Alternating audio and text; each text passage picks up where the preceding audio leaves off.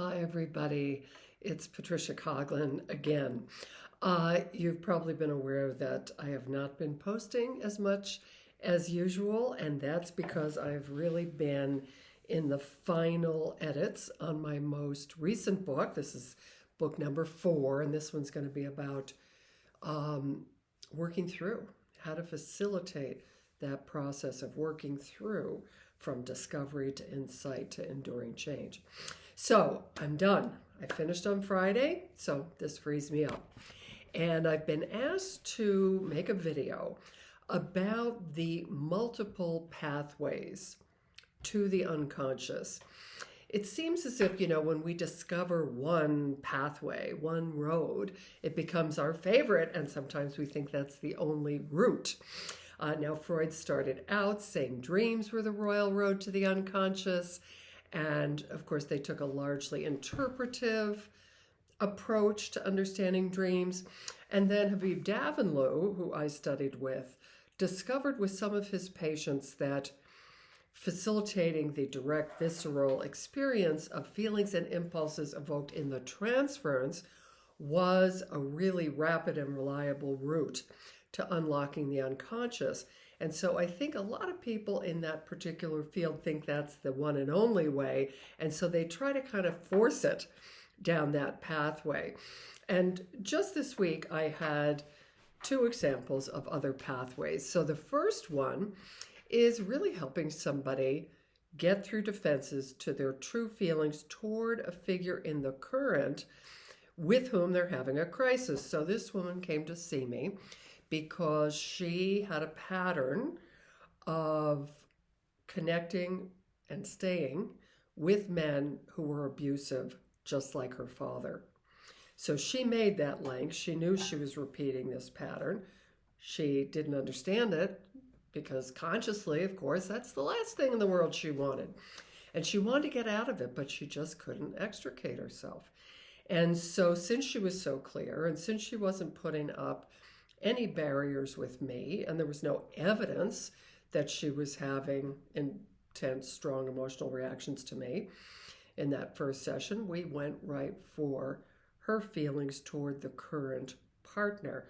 Now, of course, there was anxiety, there were defenses that had to be restructured so that she could gain access to that, but she was able to do so. And as we got that breakthrough of really murderous rage toward the current abuser, there was a link. They had opened the unconscious with a direct link to the father and the intensely mixed feelings toward him, not just the rage and the pain, but the incredible longing for love, and therefore also the guilt about her murderous rage toward him, so that she was able to become aware of this unconscious, previously unconscious, need to punish the self due to guilt. So that was really important, and working in the current was a pathway to the unconscious. The other one is working with dreams.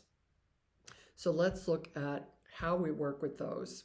In the first case, a patient who saw her mother as kind of the wicked witch. She said she was crazy as a tick. And she was. So she sort of had all these conscious negative feelings toward the mother and wanted to preserve the father as a Boy Scout or a prince who would come to her rescue. However, he never did.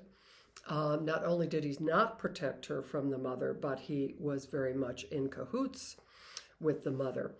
A dream came to our aid at that point.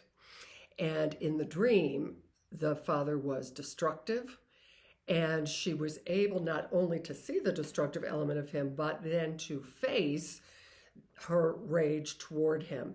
And so we used the dream as basically the portrait, right? Because the portraits really are dreaming while awake. So this was a dream while asleep. We used it, and she was able to access these complex mixed feelings toward him, which she had avoided previously. So again, the dream was a pathway. And in the other case, it was really interesting. The patient came in and reported that he had been doing very well until the night before, when he had had a very disturbing dream about basically being a psychopath, that he was doing all kinds of dangerous and illegal things, seemingly without compunction. And then he revealed, and this was during the height of the pandemic, when social distancing and masks were mandated. And in fact, he had hooked up sexually with a stranger.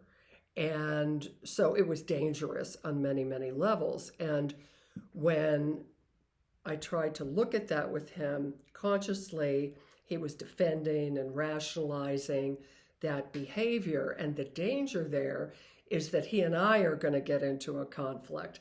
What I really want to do is help him with his internal conflict. So the dream helped. I said, well, that's what you're saying consciously. You seem to be, justifying this behavior and not too concerned about it, but what do you make of the dream? And that's where he said, well, obviously, on some other level, I'm not okay with it. I'm alarmed, right? So then, again, I could help him get to his own unconscious there, right? His unconscious was kind of confronting him with the cost of his defenses.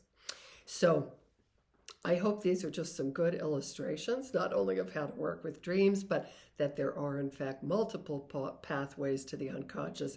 And you want to have lots of routes, because when one's blocked off, right, you want to have some other avenues open to you. So hope to hear from you, and we'll talk again soon. Bye.